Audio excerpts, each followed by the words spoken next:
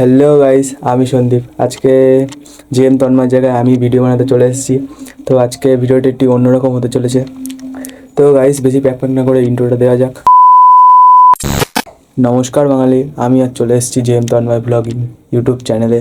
তো গাইস, আজকের ভিডিওটা বলেইছিলাম একটু অন্যরকম হতে চলেছে। তো গাইস, আজকের ভিডিওতে আমাকে আসতে হচ্ছে কারণ একটাই, আজকে জেএম ভাই একটু অসুস্থ রয়েছে। তো বলছি পুরো ব্যাপারটা, দেখতে থাকো ভিডিওটা। গাইস, জেএম তন্ময় অসুস্থতার কারণে কিছুদিন ভিডিও বানাতে পারবে না, প্রায় 3-4 উইক ভিডিও বন্ধ থাকবে। তো চ্যানেলটাকেও ডাউনফল হতে দিও না, তোমরা কন্টিনিউ ভিডিওটা দেখতে থাকো। তো গাইস, জেএম তন্ময়ের অবস্থাটা দেখতে পাচ্ছ। তো হয়তো আমার মুখটা ব্লার করে দিয়েছি। তোমাকে অসুস্থ কারণে ভিডিও বানাতে পারছি না। তো সন্দীপ তোমাদেরকে সব কিছুই বলেছে। তো খুব তাড়াতাড়ি ভিডিও আসছে। তো আমি সুস্থ হলে পরে ভিডিও নিয়ে আসবো। আর আমার ভয়েসটা শুনে তোমরা খুবই বুঝতে পারছো আমি কেমন অসুস্থ রয়েছি।